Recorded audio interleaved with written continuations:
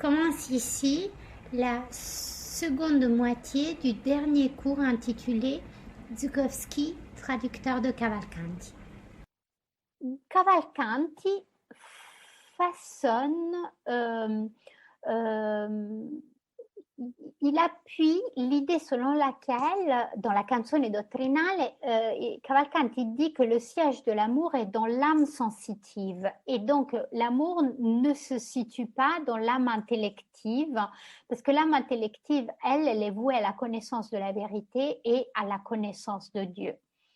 Donc, Cavalcanti façonne une poétique nouvelle en désaccord avec la ligne théorique qui avait été la ligne de Dante, selon laquelle la dame ange conduisait le poète vers l'âme intellective. Et donc, en quelque sorte, c'était grâce à la dame ange que l'on parvenait au savoir philosophique. Pour Cavalcanti, il n'en est pas ainsi, c'est-à-dire que le siège de l'amour est dans le cœur, mais l'intellect, lui, il se situe auprès de Dieu. Donc, la distance à laquelle Zhukovsky fait référence est précisément celle existant entre la définition d'amour de Cavalcanti et la définition proposée par Dante, et qui ne peut être perçue si cet éloignement entre les deux poètes n'est pas pris en compte. Le texte Thésée sans rapport à la vita nuova, le texte Thé ou Taisant son rapport à la vita nuova, ce trait fondamental de la canzone risquerait d'être à jamais enseveli sans la tentative de traduction qui rappelle que la poésie de Cavalcanti est prise dans un réseau de renvois intertextuels. Donc, si nous revenons au dernier vers de l'envoi, How else is love's distance approximated? La toute autre façon, vous voyez, c'est cette façon que how else, la toute autre façon dont la distance d'amour est rendue. C'est cette toute autre façon, c'est le fait de dire, c'est que Zhukovsky arriverait à rendre Cavalcanti dans sa particularité par rapport au réseau intertextuel qui est celui où la canzone dottrinale voit le jour, premier élément. L'originalité du geste poétique de Zhukovsky réside dans un déplacement de la question posée sur l'amour.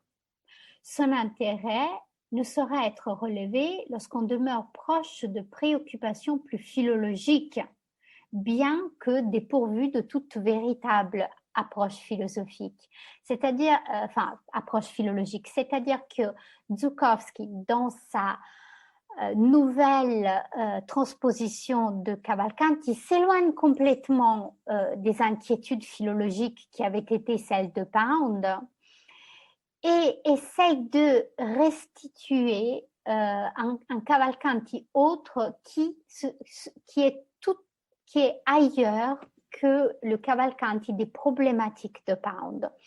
Zhukovsky permet à la canzone d'être lue à côté du Capital de Marx et de l'Éthique de Spinoza, ce qui fait sortir de l'ombre et réapparaître de façon évidente quelque chose de la dimension dialogique ensevelie dans la poésie du poète toscan, c'est-à-dire de Cavalcanti. En rendant un Cavalcanti qui est en dialogue, qui compose parce qu'il est en train de dialoguer avec les poètes de son époque, Zhukovsky rend quelque chose à la poésie de Cavalcanti. Et ce qu'il fait de nouveau, c'est qu'il la met à côté du Capital de Marx et de l'Éthique de Spinoza. L'entreprise de Zhukovsky est tout à fait similaire à celle de Derrida, lorsque Derrida, dans un ouvrage intitulé Glas, je mets ce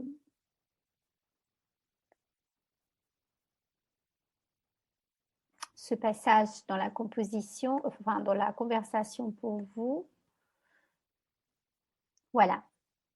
L'entreprise de Zhukovsky est tout à fait similaire à celle de Derrida lorsque dans Glas, il met les textes de Hegel à côté des textes de Genet et les fait raisonner autrement.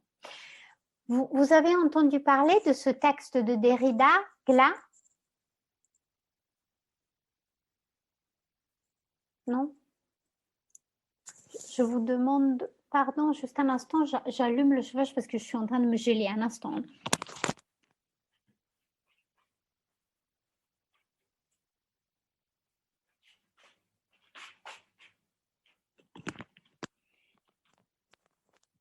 Voici. Non.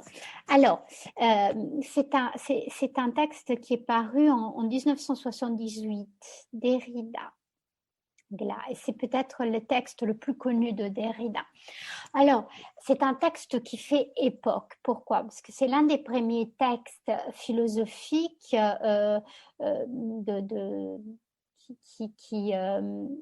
qui sont d'inspiration typiquement malarméenne. C'est-à-dire que le texte est conçu, est-ce que je l'ai là?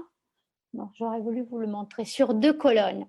Il y a 2 colonnes. Il y a d'un côté Hegel, la phénoménologie de l'esprit, et de l'autre côté des textes de Genet.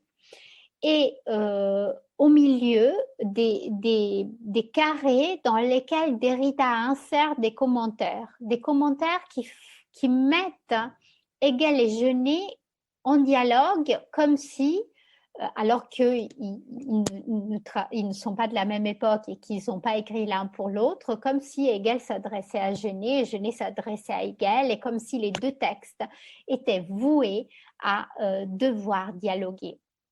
Et en fait, ce procédé qui a été tellement révolutionnaire pour les années 70 et qui a rendu Derrida si connu, n'est pas si distant de ce que Zhukovsky fait avec la Canzone Dottrinale, le Capital de Marx et l'éthique de Spinoza.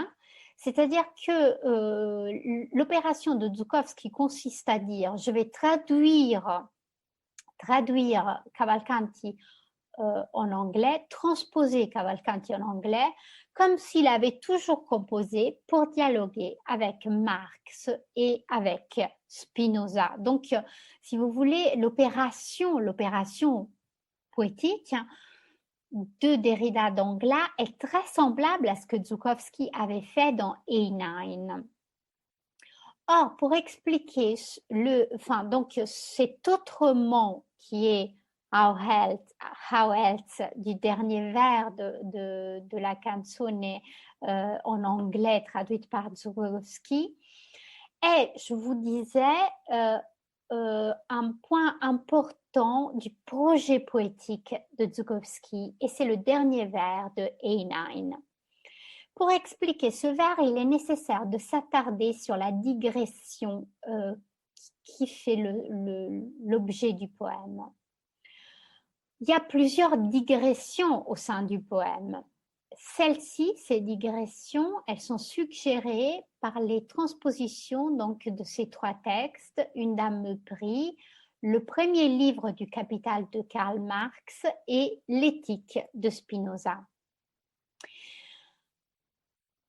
Je commence par aborder le rapport entre A9 et le Capital.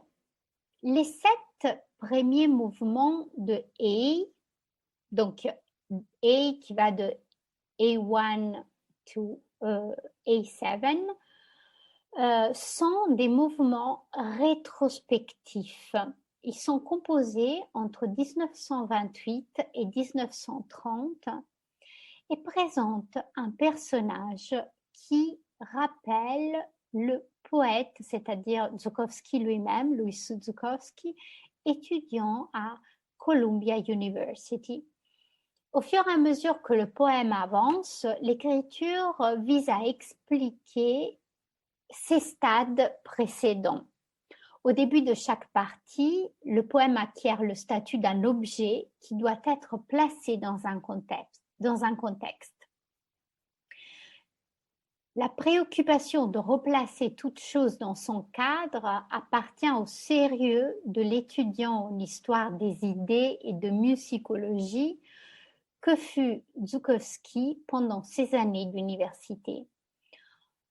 Donc ça, c'est les sept premiers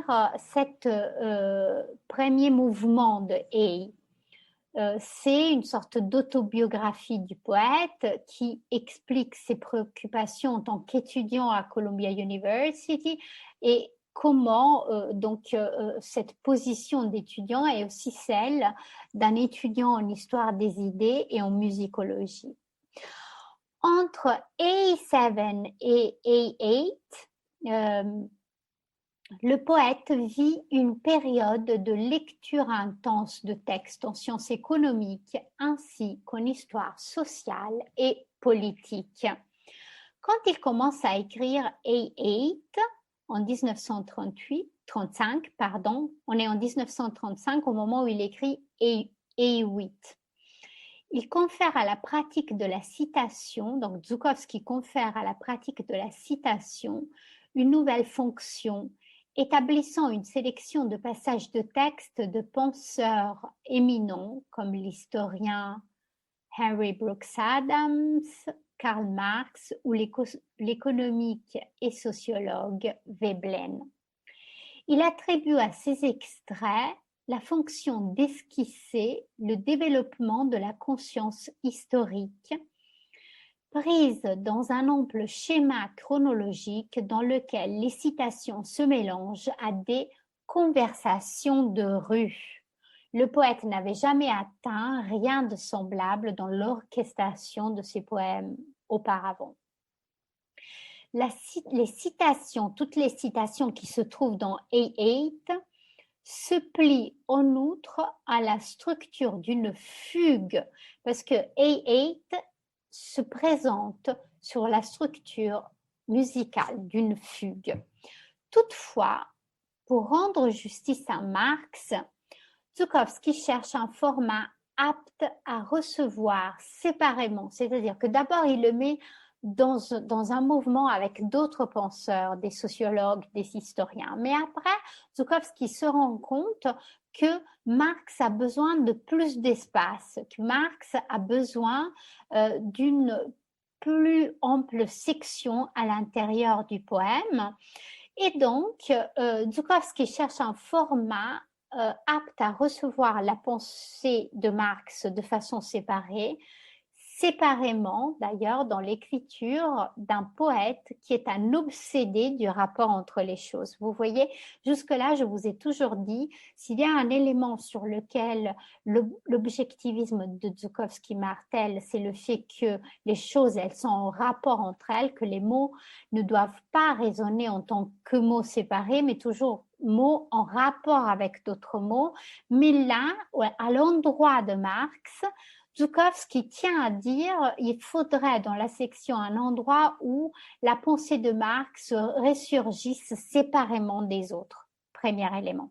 C'est intéressant parce que dans A9, Marx n'est pas seul, il est avec Cavalcanti, il est avec Spinoza, mais cela revient également à dire qu'en quelque sorte, pour Żułkowski, et sans que Marx en soit conscient, le Capital est déjà dans la canzone dottrinale et nous allons voir comment. L'année...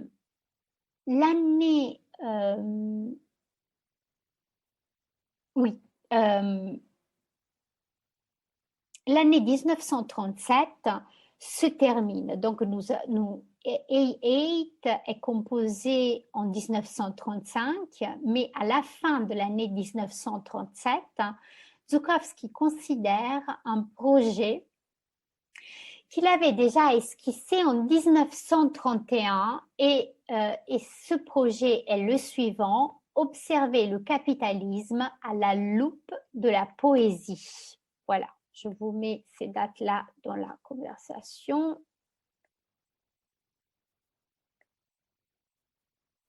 Voilà, l'année 1937 se termine et Żułkowski considère un projet qu'il avait déjà esquissé en 1931, observer le capitalisme à la loupe de la poésie. Dans les échanges épistolaires de cette époque, et je peux vous assurer que Żułkowski écrit, c'est un maniaque de la lettre. J'ai perdu, je ne sais pas si j'ai perdu, mais pour trouver des lettres signifiantes pour mon travail, j'ai passé un temps considérable à lire toutes les correspondances de Żułkowski, mais donc dans les échanges épistolaires de cette époque, qui est l'époque qui va de 1931 à 1937, Żułkowski se plaint avec ses amis poètes des difficultés liées à la vente de ses écrits et formule une promesse à un poète important, qui est important aussi pour l'objectivisme, qui s'appelle Karl Rákóczi. Je vous écris son nom là. Voilà. Karl Rákóczi. Voici la citation de la lettre.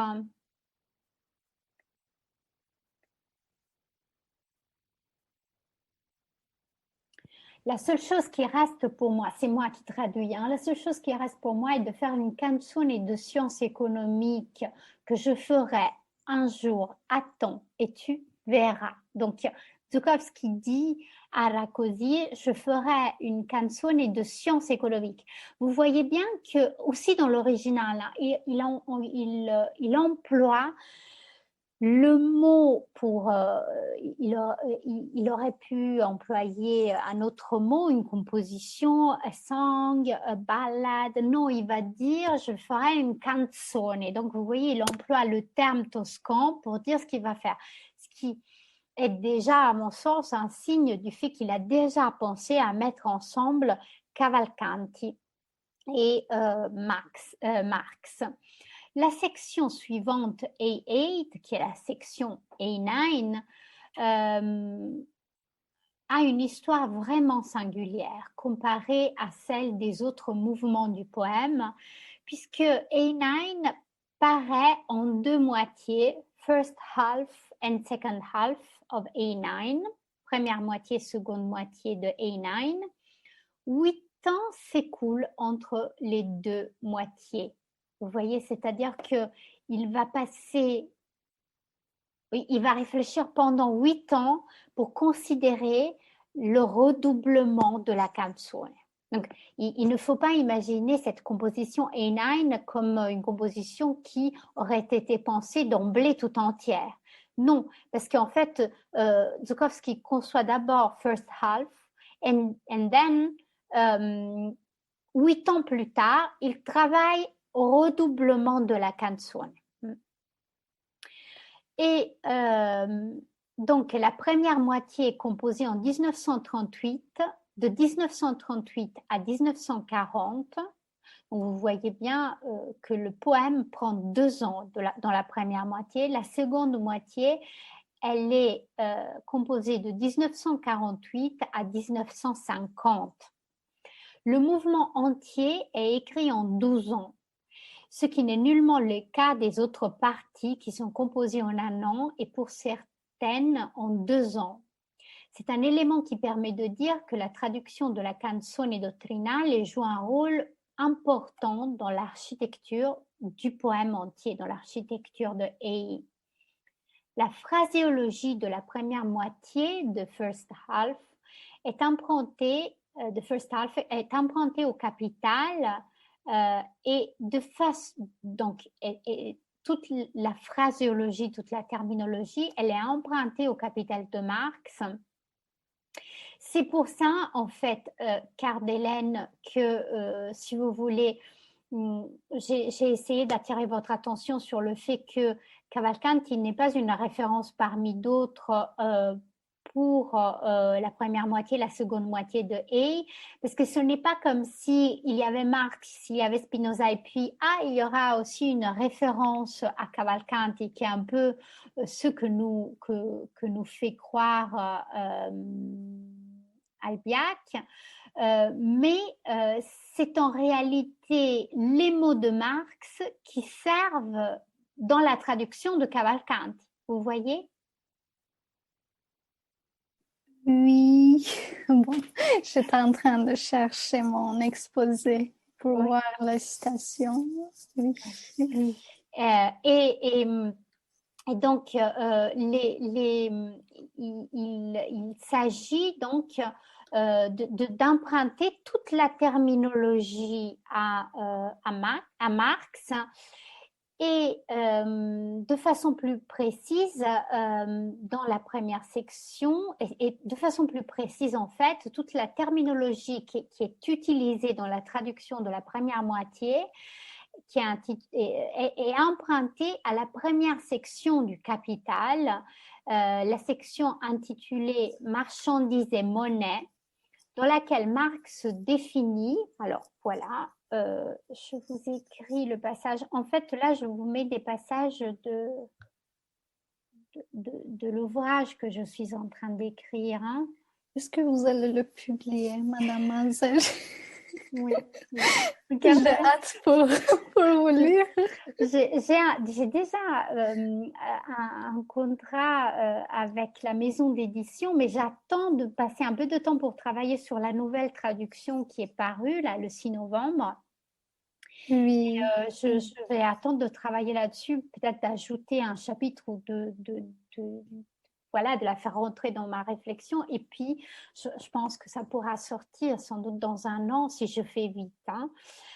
Voilà, donc là, je vous dis, la phraséologie de la première moitié est empruntée au Capital et de façon plus précise à sa première section intitulée Marchandises et monnaie, dans laquelle Marx définit la valeur d'usage et la valeur d'échange ou valeur proprement dite, c'est-à-dire substance de la valeur, grandeur de la valeur. Bon, c'est une partie connue du Capital que plusieurs d'entre vous connaissent déjà. Les mots empruntés à Marx sont posés sur l'hypotexte, c'est-à-dire que l'hypotexte est la canzone dottrinale. Zukowski travaille un peu comme Joyce par rapport à l'Ulysse. Hein. Là, je pense, si Faustine est là, elle peut très bien voir ce que je suis en train de décrire. Faustine, lorsque Joyce travaille en disant qu'il est en train de réécrire l'Odyssée, ce qu'il fait, c'est qu'il prend la structure de l'Odyssée, les épisodes de l'Odyssée, et il transpose l'Odyssée en des termes qui reviennent à décrire la journée, une journée qui se passerait à Dublin en telle année, gna gna gna. Or, chez Zukowski, c'est un peu plus précis, mais c'est du même ordre, c'est-à-dire que c'est un procédé qui est aussi connu au XXe siècle et qui commence, entre autres, avec Joyce, Eliot et ainsi de suite. C'est-à-dire qu'il y a un hypotexte. Cet hypotexte, il a une forme particulière parce qu'on est en train de parler d'un poème. L'hypotexte, c'est la canzone dottrinale. Et Zukowski décide d'utiliser une terminologie marxiste pour transposer la canzone dottrinale. Et donc, il place sur l'hypotexte des mots tirés de la première section du Capital. Les deux moitiés reproduisent fidèlement la disposition des rimes de l'original toscan, tandis que la seconde moitié constitue un redoublement en longueur de la première moitié. Les prémices de A9, ou la prémisse de A9, pardon, est un projet, alors il est défini comme ça par Zukowski, je vais l'écrire pour vous parce qu'il faut vraiment, enfin, il faut peut-être le voir écrit pour voir ce que c'est. Donc, la prémisse de A9 est un projet d'animation de l'inanimé. Okay? C'est-à-dire que l'idée est celle de rendre animé ce qui serait inanimé. Et donc, en réécrivant un passage du Capital où Marx imagine des marchandises qui parlent, vous voyez, le projet avait déjà été celui de Marx parce que dans le Capital, Marx imagine les marchandises qui s'adressent la parole. Zukowski se figure des mots, des choses-mots qui se parlent comme les marchandises dans le Capital de Marx. Alors, citation de Marx que je mets là.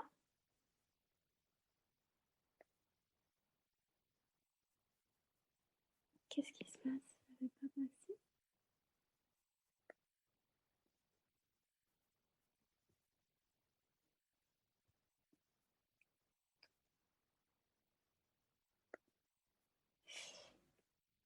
Voilà, citation de Marx. Si les marchandises pouvaient parler, elles diraient: notre valeur d'usage peut bien intéresser les hommes, mais nous, en tant que choses, elle ne nous regarde guère.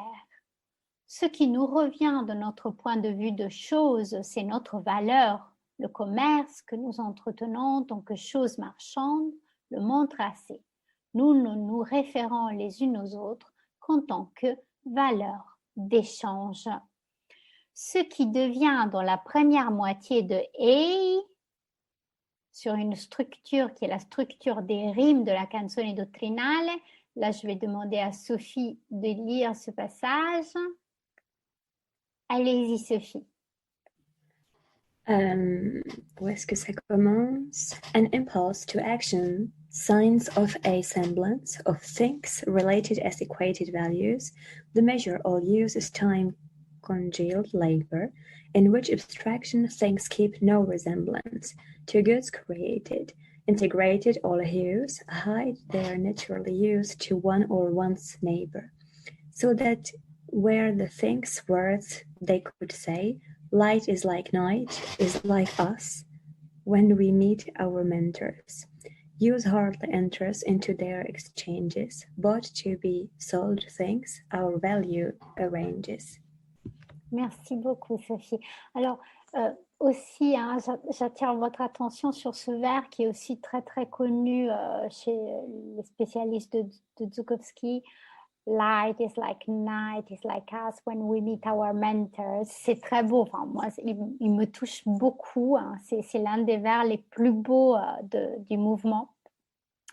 Le deuxième vers de cette première stanza, la stanza c'est la strophe de la canzone, nous l'avons déjà dit. Le deuxième vers de cette première stanza fait référence à une question qui occupe Marx dans la première section du Capital, dans le chapitre consacré à la forme équivalente et ses particularités, la forme équivalente et ses particularités. Et c'est là où Marx cite le penseur qui a analysé en premier la forme de la valeur, et ce premier penseur est Aristote. Et donc là, things related as equated values, qui est donc ce second vers de la stanza que Sophie vient de lire pour nous, fait référence à cette question qui est une question importante pour Marx, où Marx s'intéresse à comment parler des formes qui seraient des formes équivalentes. Et là, à nouveau, citation de Marx. Attendez.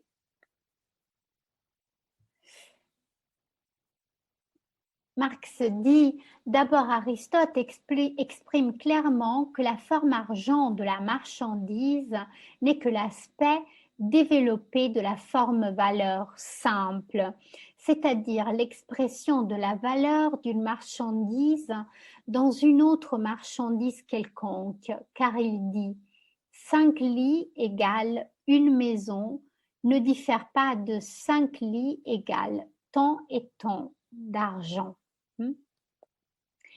Marx explique que ce qu'Aristote voit est que le rapport entre valeurs suppose que la maison puisse être égale en essence au lit. Et alors, l'échange ne peut pas avoir lieu. Aristote dit que l'échange ne peut avoir lieu sans l'égalité. Et l'égalité ne peut être égalité sans la commensurabilité, ce qui pousse à renoncer à l'analyse des formes valeurs. En quelque sorte, les choses, elles ne peuvent pas avoir la même valeur si elles ne sont pas de la même essence. Mais, dit Marx, et je mets la citation pour vous, qui est d'ailleurs assez longue.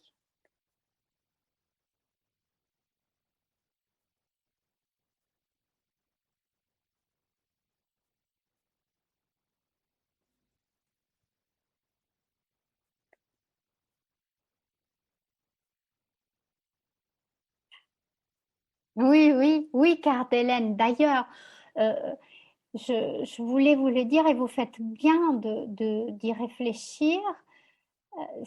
C'est très intéressant avec la question du marchand de Venise. Vous pouvez vous référer à Marx et aussi à Aristote, hein. Voilà. Donc, là, c'est assez long. Euh, c'est aussi c'est ce qui vous donne la mesure de ce qu'il faut lorsqu'on attaque une œuvre de la modernité ou du modernisme plutôt. C'est-à-dire que, vous voyez, pour travailler sur Zhukovsky, il faut à chaque fois aller lire tous les penseurs qu'il cite. Et pour travailler sur Pound, il faut faire de même. Ce qui fait que très souvent, tous ces travaux sur ces poètes modernistes deviennent des travaux qui durent une vie entière. Donc, mais dit Marx, ce qui empêchait Aristote de lire dans la forme-valeur des marchandises que tous les travaux sont exprimés ici comme travail humain indistinct et par conséquent égaux, c'est que la société grecque reposait sur le travail des esclaves et avait pour base naturelle l'inégalité des hommes et de leur force de travail. C'est-à-dire que l'idée de Marx est que de toute façon, toutes les marchandises peuvent être comparées grâce à l'unité de mesure qui est celle du temps de travail. Sauf que pour Aristote, cette unité de mesure ne peut pas être pensée parce que Aristote se trouve dans une société dans laquelle tout le monde ne travaille pas, parce que c'est une société qui se repose sur le travail des esclaves, et le travail des esclaves est un travail qui est infini, c'est-à-dire un esclave n'est là que pour travailler. Puis, Marx conclut, le secret de l'expression de la valeur, l'égalité et l'équivalence de tous les travaux, parce que, et en tant qu'ils sont... Attendez, hein, je regarde un peu si j'ai bien copié. Alors, le secret de l'expression de la valeur, l'égalité, l'équivalence de tous les travaux, parce que, et en tant qu'ils sont du travail humain, ne peut être déchiffré que lorsque l'idée de l'égalité humaine a déjà acquis la ténacité d'un préjugé populaire. C'est-à-dire qu'il est impossible de parler de la valeur des marchandises et donc du temps de travail tant que l'égalité entre les hommes n'a pas été prise en compte. Et donc, c'est un élément qui était inconcevable pour l'époque de l'Antiquité. 2 chapitres plus loin, Marx montre que cela est bien plus compliqué et il introduit la transition de la forme valeur générale à la forme argent. Mais Zhukovsky s'arrête à l'équation entre la forme valeur relative et la valeur équivalente. Et dans cette première moitié de A9, le contexte dans lequel il traduit la canzone dottrinale est une usine ou un entrepôt dans un monde devenu cauchemardesque par l'intervention de l'homme. Zhukovsky y mélange le mécanique et l'humain. Le moment où la marchandise commence à parler est le début d'une série d'inversions monstrueuses menant à cette conclusion qui est la suivante, et je demanderai encore à Sophie de nous la lire avec sa belle voix. Voilà. Hop. Voilà, Sophie. Times have subverted the plenty they point to, saying we have not always known this division, misprision of interest, profit, rent, coded surplus, decoded as labor, evaded, as gain the source of all wealth, so degraded. The land and the worker elude division. Merci Sophie. La vision, la focalisation est bien l'objectif du poète. La seconde moitié du mouvement qui porte à la rime et souvent aussi à la rime interne les mêmes mots que la première moitié, Donc, en fait, ce que vous allez trouver dans la seconde moitié de Alf, c'est des mots qui portent à la rime, mais souvent aussi à la rime interne. Les mêmes mots qui se retrouvent dans la première moitié opèrent une subversion supplémentaire. L'usine, donc l'étang subvertit la plénitude vers laquelle ils font signe. Et donc, cette usine cauchemardesque, cet entrepôt, et c'est un monde qui est devenu invivable à cause de l'homme qui mélange le mécanique et l'humain. Mais en plus de cette subversion, il y a aussi une subversion supplémentaire dans la seconde partie, c'est-à-dire que l'usine devient un jardin ou une serre et on y retrouve dans chaque stanza au moins une espèce différente de fleurs. Et donc là, nous sommes face à une collection de merveilles créées par un pouvoir autre que celui de l'homme à qui il n'est pas donné de produire des fleurs. L'hypothèse qui guide ce mouvement est qu'amour n'est pas un abstrait, mais concret. Et vous vous souvenez que c'est ce que nous disions tout à l'heure, c'est-à-dire que la différence entre Cavalcanti et Dante, c'est que la position de Cavalcanti, c'est que amour réside dans la partie physique, c'est-à-dire dans le cœur. Amour n'est pas là-haut, amour n'est pas dans l'intellect.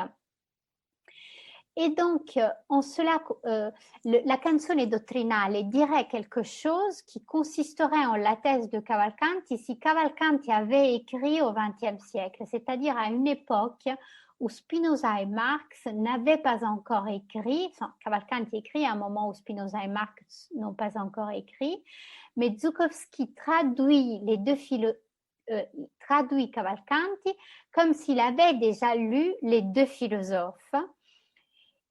Et de cette façon-là, Żułkowski fait dire à Cavalcanti qu'il faut considérer l'amour comme related as equated, c'est-à-dire que sont en relation et équivalent l'amour et le travail impliqués dans la composition d'un poème. C'est-à-dire que la question de Cavalcanti est celle de dire amour n'est pas intellectuel. Amour est une chose physique et donc je peux quantifier amour. C'est ça le contenu de la canzone dottrinale de Cavalcanti. Et comment quantifier amour? Alors Żułkowski traduit Cavalcanti en des termes qui sont des termes post-spinoziens, post-marxistes. Et donc amour est ce qui est impliqué dans la composition d'un poème.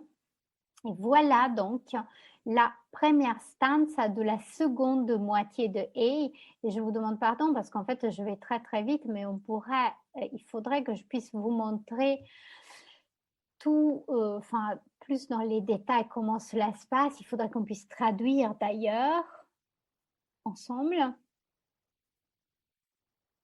Sophie, je voudrais... An eye to action sees love bear the semblance of things related is equated.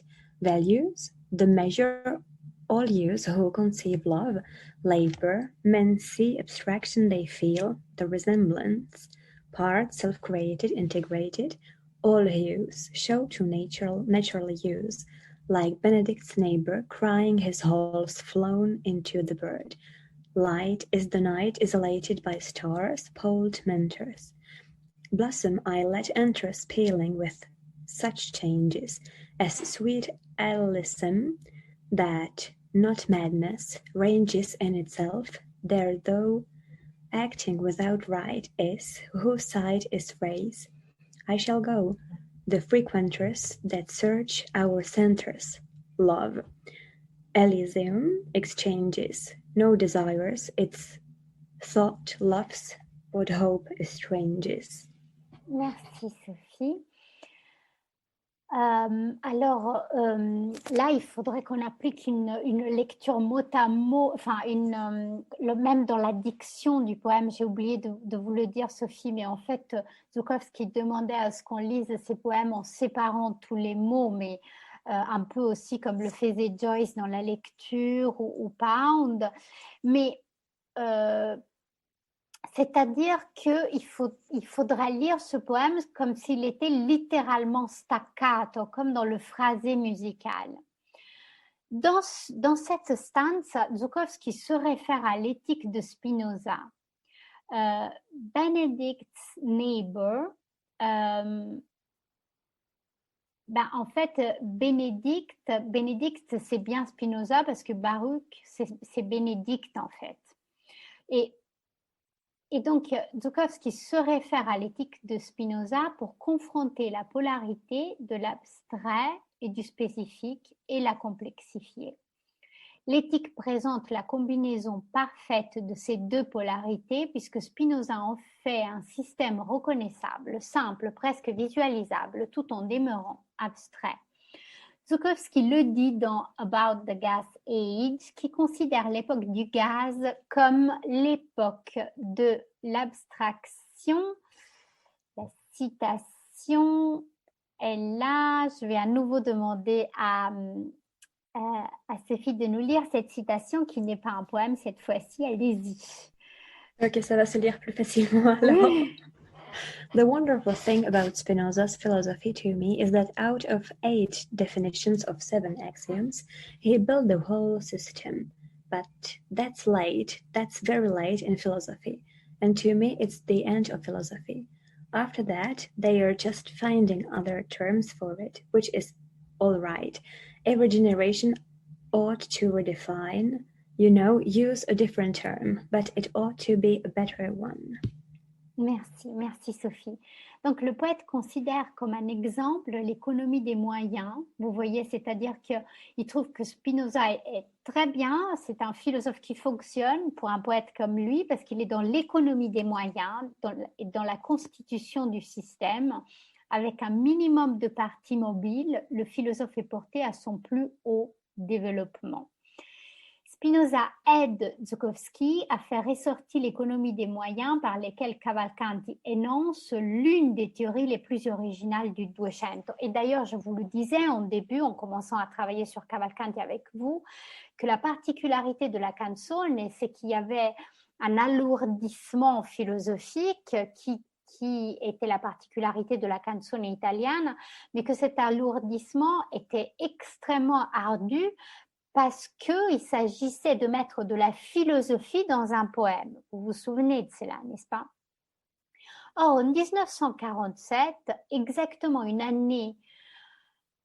année de distance du début de la composition de la seconde moitié de A9, Zhukovsky commence son travail sur son essai critique le plus long, qui est Bottom on Shakespeare, et il dit la chose suivante, et à nouveau je vais demander à Sophie de lire ce passage pour nous.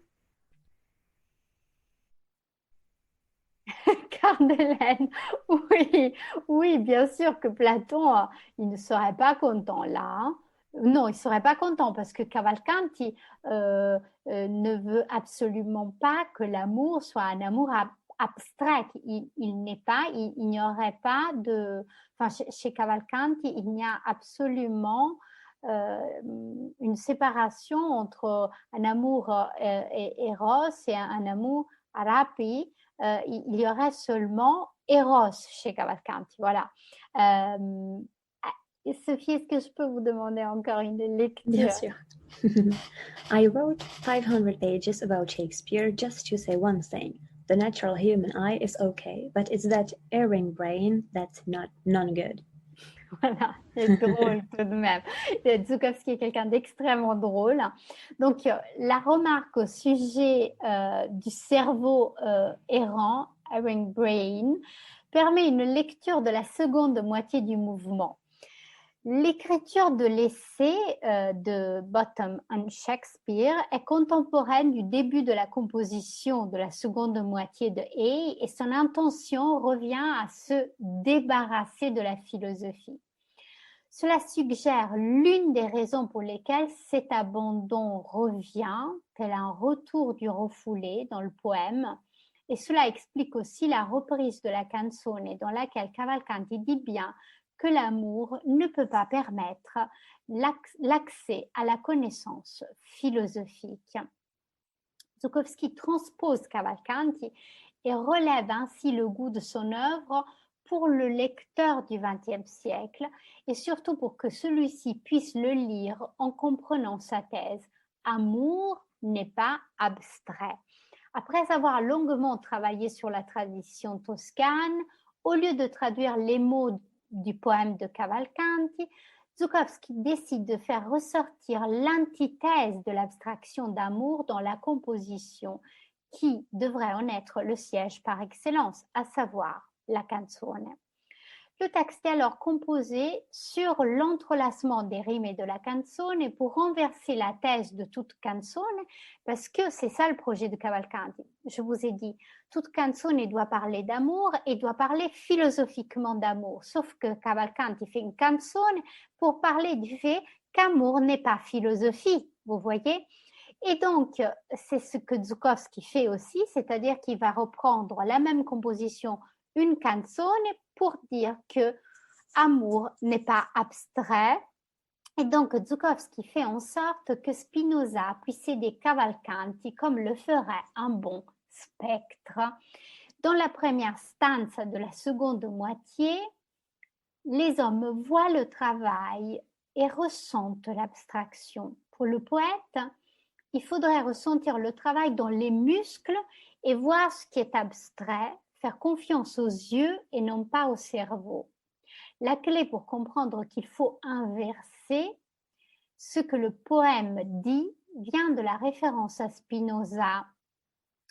Alors, vous souvenez, alors je vais le reprendre, ce passage, sur... voilà.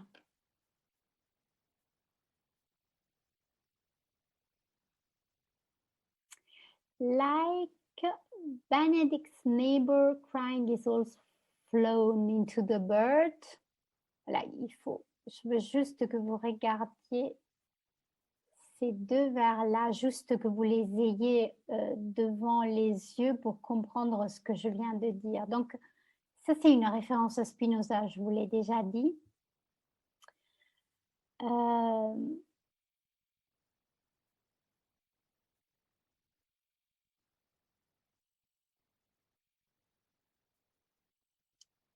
Donc, l'idée de Żułkowski est celle de dire, pour comprendre qu'amour n'est pas abstraction, les hommes voient le travail et ressentent l'abstraction, c'est-à-dire ils vont vers l'abstraction de la valeur du travail. Mais pour le poète, il faudrait ressentir le travail dans les muscles, voir ce qui est abstrait, c'est-à-dire objectifier ce qui est abstrait, faire confiance aux yeux et non pas au cerveau. Et donc, la clé pour comprendre qu'il faut inverser ce que le poème dit vient de cette référence à Spinoza.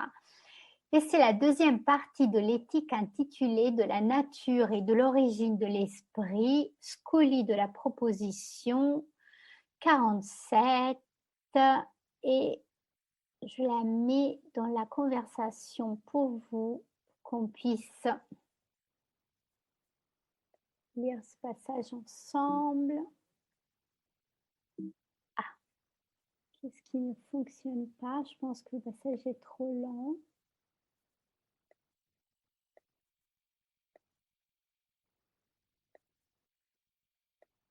C'est dans l'éthique, hein.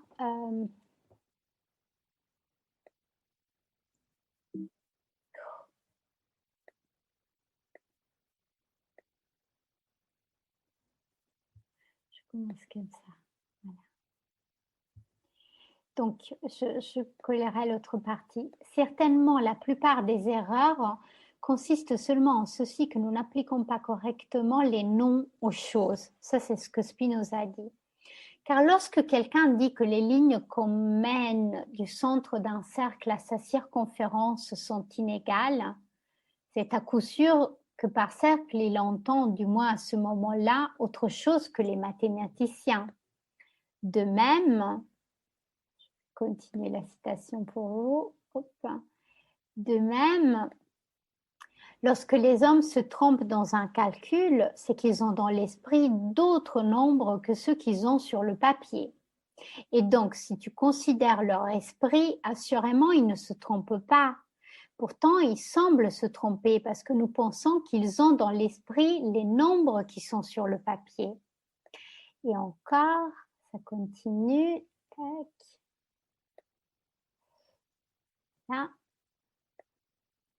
Sinon, nous ne croirions pas qu'il se trompe en rien, tout comme je n'ai pu croire que se trompait celui que récemment j'ai entendu crier que sa maison s'était envolée dans la poule du voisin.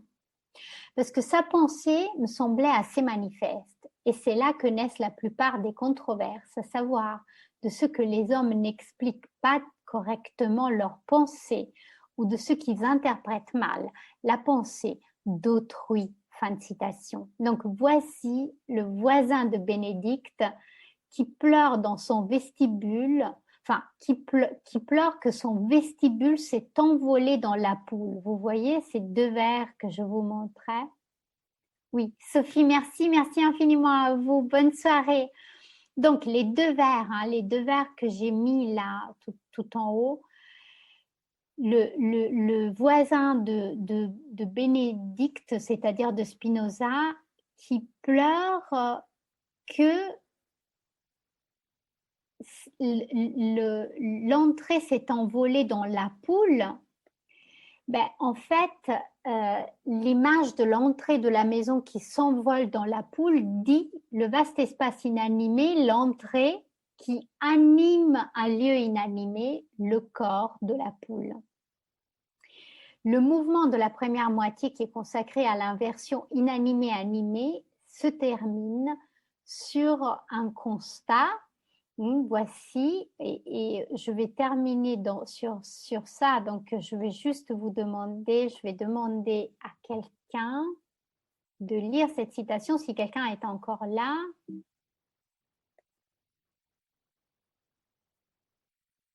Oh, non, c'est pas ça.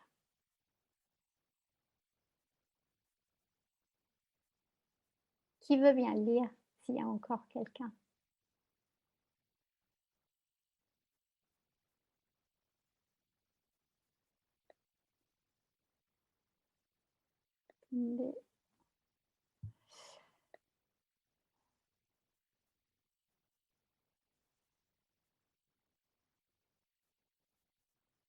Christine, allez-y. Merci. Where things, say, like a quantum of action, defined products of energy and time now, in these words which rhyme now how songs exaction. Forces attraction to turn from equated values to labor we have approximated. Merci Christine, merci beaucoup. L'enjeu est d'expliquer la portée du projet objectiviste et l'idée est que Cavalcanti est un objectiviste ante litteram. Le chant produit une extorsion et force l'abstraction à transformer les valeurs équivalentes en travail. C'est-à-dire que la poésie produit une abstraction inverse, c'est-à-dire que dans la poésie, dans la canzone, ce qui est abstrait redevient un travail. L'amour qui empêche l'exercice correct de la pensée doit renverser son chemin. Au lieu de servir l'immoderata cogitatio qui est infini, l'amour doit rentrer dans le tout petit mot du poème et se produire en tant que travail, celui de la poésie. Il est alors possible de relire les trois vers de Heinlein où Amour s'adresse au poète et lui dit de pleurer comme le voisin de Spinoza il faut le relire et je demande à Faustine de nous aider avec sa voix très très belle aussi. Faustine, bravo, allez-y. Weep, lot hair, rhyme, now, how, songs exaction. Is your distraction related is equated? How else is love's distance approximated? Voilà. Donc ici, le how else, c'est l'inversion. Comment on fait pour rendre la distance d'amour, enfin la distance qui sépare Cavalcanti de Dante, ben, on le fait grâce à l'inversion. Donc le poème exprime, tout le poème est la montre, c'est la démonstration du how else du dernier vers. Le how else, c'est l'inversion. C'est comme si la question économique avait toujours brillé au plus profond de la canzone, parce que c'est ça, c'est la grande thèse de Marx, c'est que tout ce qui est abstrait doit redevenir concret. C'est-à-dire que lorsqu'on fait une équivalence, cette équivalence ne peut passer que par la pensée concrète, enfin, pas la pensée concrète, mais si, mais ça marcherait aussi, mais par l'équivalence concrète en temps de travail. Et donc, comme si la question économique avait toujours brillé au plus profond de la canzone dottrinale et qu'elle avait toujours été l'attente d'un traducteur à même de l'apercevoir. Comme si Zukowski avait permis de réveiller une lecture à jamais endormie de l'une des plus célèbres compositions toscanes et nous avait montré que Cavalcanti complique la définition d'amour, renversant la thèse ayant toujours accompagné son nom depuis le Duecento. C'est-à-dire que Zukowski nous montre que nous n'avons jamais véritablement lu Cavalcanti et qu'à lire véritablement Cavalcanti, eh bien, ce qu'on ferait, c'est qu'on le mettrait à côté de Marx et de Spinoza. Comment faire pour comprendre? Eh bien, inverser, c'est-à-dire ne pas faire passer le sensible en abstrait, mais passer de l'abstrait vers le sensible, composer des poèmes. Vous voyez? Et je m'arrête là pour aujourd'hui. Est-ce que vous avez des questions? Et de toute façon, je sais que Faustine en a plus tard.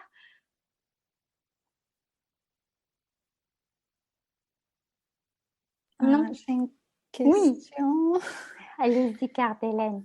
Il faut que je pose avant que je l'oublie parce que c'est compliqué. Mais merci beaucoup d'ailleurs pour ce cours qui était très, très riche. J'ai beaucoup de questions, mais je ne peux pas tout poser. Déjà, il faut que je m'organise. Mais est-ce que alors, là, donc j'essaie de faire des paradigmes tout d'abord. Canso et canzone. Est-ce que je comprends bien ou mal?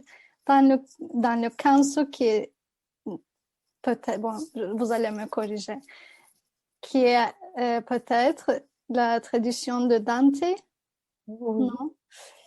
Écrire des cansos. Ah, c'est Dante. la canso, c'est les troubadours, en fait. Ah oui. Oui, c'est, disons, la composition dans laquelle on chante amour, mais c'est vrai que le style de Dante ressemble à la canso, c'est-à-dire chanter la dame aimée et rendre la dame aimée. Enfin, Dante est plus troubadour que ne l'est Cavalcanti, vous avez bien compris. Oui, et d'où chez eux,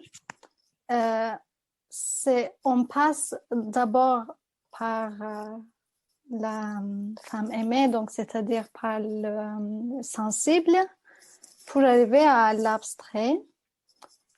Et dans le canzone, dans la tradition où Cavalcanti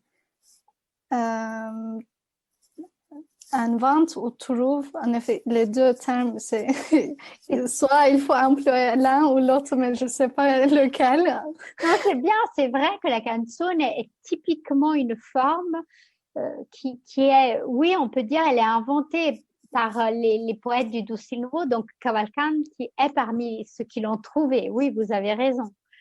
Et là, on passe comme par l'alourdissement conceptuel, philosophique, on part de l'abstrait vers sensible. Voilà, Non? c'est ça. C'est Zukovsky comprend ça, alors que tout le monde pense l'alourdissement de la canzone comme un alourdissement conceptuel, mais Zukovsky relie Cavalcanti dans son rapport à Dante et il comprend que c'est l'inverse, c'est-à-dire que la canzone ne fait pas l'objet d'un alourdissement, la canzone pose l'abstrait. Vous voyez? Et donc, il y a une sorte d'inversion, c'est-à-dire que les concepts philosophiques, parce qu'ils trouvent une place dans la canzone, fonctionnent à faire devenir sensible ce qui relève du philosophique. Oui. Il y a deux renversements, non? C'est pour ça que je suis confuse. Il y a Oui. deux étapes. Oui, il y a Parce qu'il y a un moment où l'on s'éloigne du monde des idées oui. et après on y revient. Et là où je reste, mais je vais me calmer. Je vais me calmer et je vais vous écrire si jamais. Oui, Cardelaine. Et oui, bien sûr, vous pouvez m'écrire à tout moment, me solliciter. Mais de toute façon, Cardelaine, il faut comprendre aussi que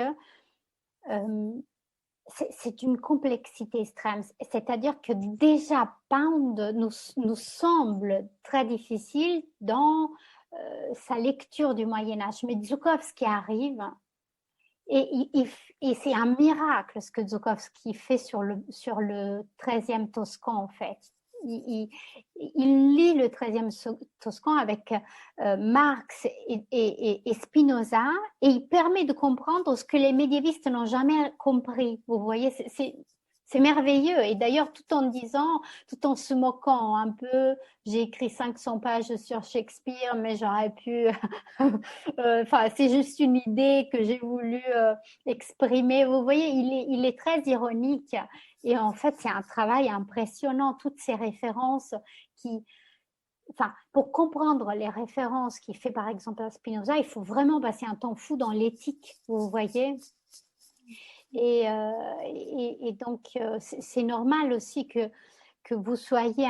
c'est aussi de ma faute parce que j'essaye de dire beaucoup de choses en 2 heures et ça ne tient pas, bien entendu. C'est pas votre faute, c'est la faute du système qui fait une abstraction du temps. Bon, bref, parce que c'est le temps qui est limité. C'est pas assez 2 heures pour... Mais là, vous avez parfaitement... avec... Ouais. Mais là, vous avez parfaitement compris. C'est-à-dire qu'il y a un système canso qui fait que la dame entraîne le poète vers la connaissance philosophique. C'est du moins la thèse de la canso. Mais il y a seulement ce récit-là, le récit de la beauté de la dame dans la canso. Puis dans la canzone, le poète est censé déjà connaître l'intellectualité d'amour et employer des termes philosophiques pour parler d'amour. Mais cet emploi-là est une sensibilisation d'amour. Donc, on redescend en quelque sorte, vous voyez, vers une forme donnée à l'abstraction philosophique. En effet, on avait dit avoir l'intelligence de l'amour, pour l'amour. Voilà, c'est ça. Et ouais, d'accord, c'est plus... Oui, merci. Merci à vous, Cardelaine. Est-ce qu'il y a d'autres questions? Alors, s'il n'y a pas d'autres questions, Nelly, est-ce que c'est très lent ou je peux parler avec vous et puis immédiatement avec Faustine, dont j'imagine qu'il s'agit de parler aussi de du mémoire, n'est-ce pas, Faustine?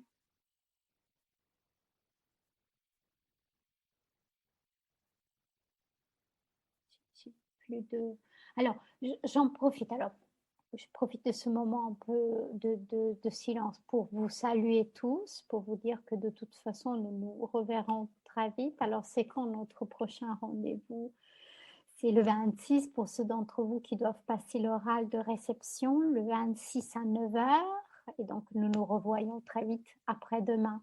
Je vous remercie beaucoup de votre patience d'être resté jusque-là et je vous dis à jeudi. Madame, excusez-moi. Oui. Et j'ai une question au sujet de l'oral du cours, le métier de traducteur. Est-ce que pour ceux qui n'ont pas pu passer l'oral sera demain?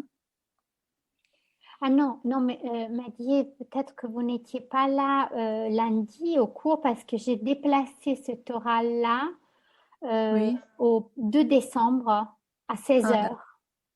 d'accord, oui. Non, je n'étais pas là. D'accord. Ok, très bien, merci. Merci Maddy. J'ai une dernière question. Oui, C'est-à-dire que vendredi, il n'y a pas création, mais à nouveau réception et critique comme séance. c'est attendez. Est-ce que il n'y a pas Madame Parsona? Ah oui, oui, d'accord. Je me Je me trompe? confonds. Non, c'est une question sérieuse. Merci, Cardellen. Hein. Je pose la question à tout le monde. Vous avez, voilà, Annabelle confirme, Cardellen. D'accord, c'est ce vendredi. Oui, merci beaucoup. Merci à vous. Alors, donc, je vois Pierre. Pierre, vous avez une question? Non, je mets ma caméra pour dire au revoir. Merci beaucoup, Pierre. Merci d'être resté jusque-là et au revoir à tout le monde. Et puis, je reste un instant avec. Bonne soirée. Au revoir. Bonne soirée. Bonne soirée, merci beaucoup. Merci, merci, au revoir. Madame, Oui, juste pour confirmer, l'oral pour le cours métier, c'est le 2 décembre à 16 heures. 16h. D'accord. 16, hein, 16. Oui, 16 Oui, heures. D'accord. merci. Merci beaucoup, madame. Au revoir. Oui, au revoir. Alors, donc, normalement, oui, merci Caroline, au revoir. Alors, donc, Anna-Maria, merci. Alors, Martine. Oui, oui, Martina, il faut le remettre dans un métis. Je vais ouvrir un devoir sur ça pour le 1er décembre. D'accord, merci. Merci. Au revoir. Au revoir. Et donc, qui voulait me poser des questions? Oui, c'était moi. Nelly, allez-y. Oui, je suis désolée, ma question est peut-être un peu tardive, mais c'est par rapport au dossier. Donc, après avoir parlé en fait avec quelques étudiants, je me suis rendu compte que je fais peut-être fausse route. Donc, je vais vous demander si c'était hors sujet en fait de travailler sur une traduction qui a eu une influence sur la société où elle a été reçue, c'est-à-dire, comment dire, si je parle du texte traduit, qui serait important en fait pour la transformation de la culture cible, si ça reste dans le sujet ou si en fait il faut vraiment juste parler de l'aspect littéraire. Nelly. Non, je veux dire une traduction traduction qui a une importance pour une évolution culturelle fait tout autant l'histoire de la littérature. Donc non, vous pouvez si ce n'est pas indiscret, c'est sur quel sujet? Moi, par exemple, du coup, j'aurais aimé travailler sur les traductions des œuvres de Jules Verne et leur réception en Chine. Donc, par exemple, il y a eu un impact sur la langue écrite chinoise, puisqu'il y a, on va dire, des importations de constructions syntaxiques occidentales, tout ça. Mais dans une traduction, par exemple, qui a été faite, on voit que le traducteur a modifié le texte d'origine dans un but, en fait, presque personnel, qui était de réformer la Chine. Et du coup, voilà, je voulais savoir si l'impact de cette traduction sur la société chinoise en elle-même, c'était hors sujet ou si vraiment il fallait parler de l'influence qu'elle a eue sur le genre littéraire chinois ou si ça allait juste même sur l'aspect culturel, quoi. C'est très bien, Nelly, n'ayez disons, aucune inquiétude par rapport à ça. Ok, ça a juste eu un petit coup de peur après une discussion, donc ça va, je voulais mettre ça au clair. C'est super, ok. Merci beaucoup, je vous remercie.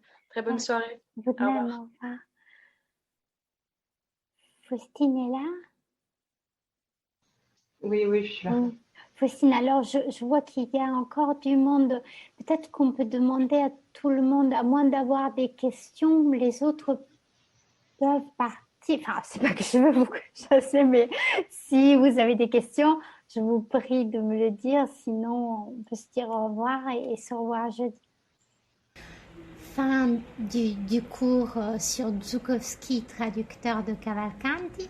Je vous remercie beaucoup de votre présence et de l'écoute que vous avez eue, une écoute très attentive tout le long de ce semestre. Au revoir.